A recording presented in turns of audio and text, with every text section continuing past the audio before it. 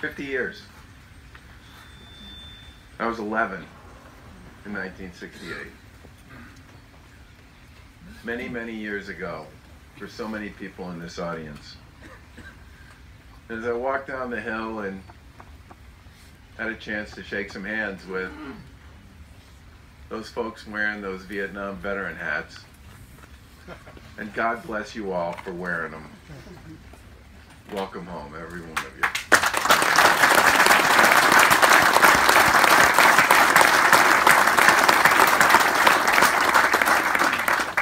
I couldn't help but think about that old saying that a lot of people have taken credit for over the years, that the arc of justice bends slowly, but it bends in the right direction. Now, I can't think of a community for whom the arc of justice has bent more slowly than those men and women who did their duty and served their country in Vietnam. There was a book that was written in about 1984. It's by a woman named Myra McPherson, who was an author, biographer, and a journalist. She wrote a book called Long Time Passing, Vietnam and the Haunted Generation. It was published 34 years ago. And she was really the one for the first time who chronicled, based on the conversations and discussions she had with many of the folks who served, the emergence of PTSD. There's a line in that book that always kind of stuck with me, which was, above all, Vietnam was a war that asked everything of a few and nothing of most in America. Everything of all, of a few, and nothing of most. Let's think about that for a minute. 3 million people served over that 10-year period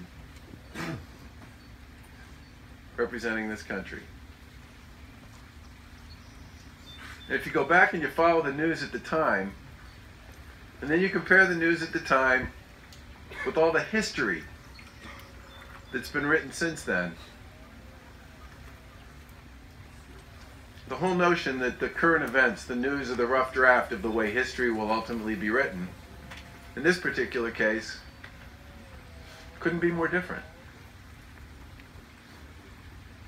The history of Vietnam, the history of the men and women who served, is just filled with honor and bravery and dignity and terror and horrific moments and grand gestures. That certainly wasn't the news that anybody saw during that period of time.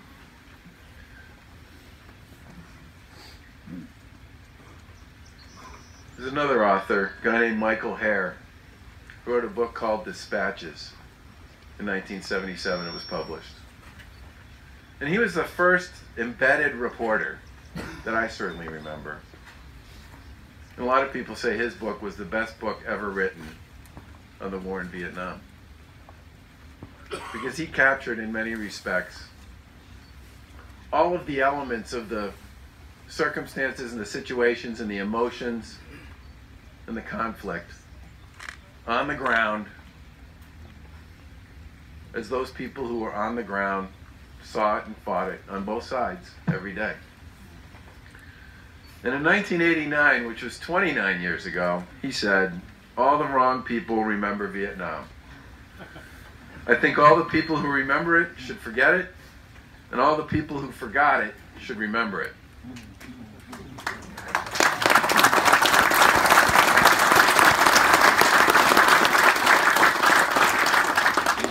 Now, all of you who clap know exactly what he meant by that. People who remembered it were the people who were touched by it in profound and significant ways, many of whom spent a big part of the rest of their life fighting their way through that.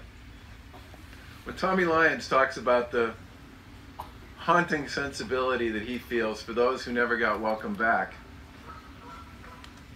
that's what Michael Hare was talking about. And when he talks about those who forgot, what he's really referring to is a lot of those folks in government and other positions of power who let down the men and women on the field of battle over and over again for almost 10 years. Those, in many respects, are some of the most important lessons of Vietnam. But there are other lessons as well, which both of these gentlemen to my right spoke to. I remember in 1991 sitting in my office on a Sunday working for Governor Bill Weld and Lieutenant Governor Paul Cellucci, and I heard this ruckus outside the building. So I looked outside, and it was this makeshift collection of folks. You couldn't really call it a parade, but they were marching right down the middle of the street. They had big signs that said, "Support our soldiers." And they were talking about the folks who were overseas serving in Desert Storm. That was the inkling for me of the lesson, the biggest lesson from Vietnam. And then several years after that, in the early 2000s, I took my kids to see a concert down at Great Woods or Tweeter, or whatever the heck the name of that thing is now. Is it Tweeter? All right. Whatever it was, yeah. Great Woods, there you go. The concert was Blink-182, which is a crazy California band, and my kids were happy to be there, and I was happy they were happy. And in the middle of the concert, at the height of the show, the lead guitar player goes, "Hey, I want everybody to get quiet." And so everybody did what you usually do at a concert when somebody says that. They got louder. He said, no, I mean it. I want everybody to shut up. So finally, everybody shut up. It's totally quiet. And he goes, "Hey, you, up there, the guy in the uniform, stand up." And this guy stands up. And he's dressed in fatigues. And from the stage, the guitar player says, "Look, I just want you to know we're all thinking about you and your buddies, and we hope you're all home soon, safe and sound." The whole place went crazy. And I thought to myself, there's another lesson from Vietnam. And then shortly after that, we had a lot of kids from Swampscott who went off to fight the war on terror after 9/11. And thankfully, most of them made it home, but some didn't. And I remember the first time I was driving home and I went past the flag at half-staff, and I thought, oh geez. And sure enough, we lost one of ours, Jared Raymond. He was a great kid, only child. And I lived right around the corner from the church where his service was going to be held. And I remember thinking to myself, this conflict is not that popular in Massachusetts. And it certainly wasn't that popular in Swampscott. And I worried that people wouldn't turn out. So I made sure to put his service on my calendar. I walked out the front door and down the street, and I turned the corner, not knowing what to expect. And everyone in Swampscott was there. Everyone. 10 deep, as far as the eye could see.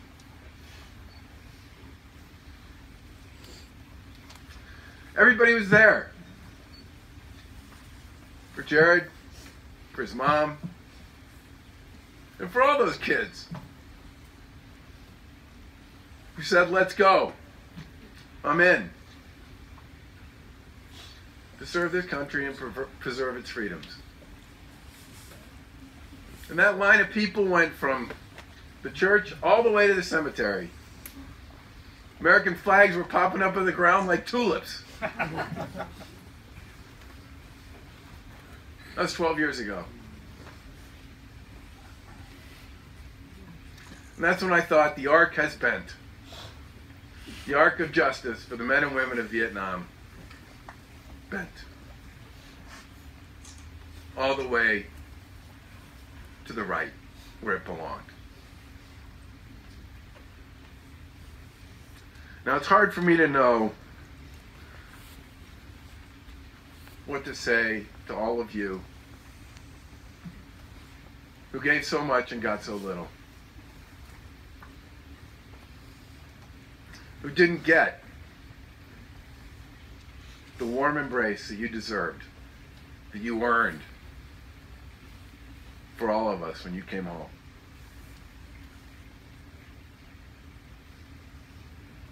But I do believe, as hard as it was for all of you, the people all over this country learned a valuable and a horrible lesson from their retrospective look at the way you were treated.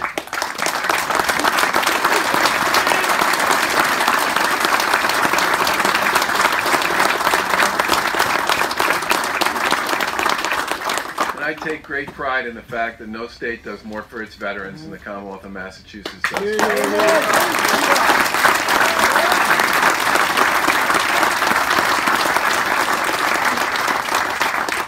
I just want you to know you are always welcome here. God bless you. You are heroes, and we love you. Thank you.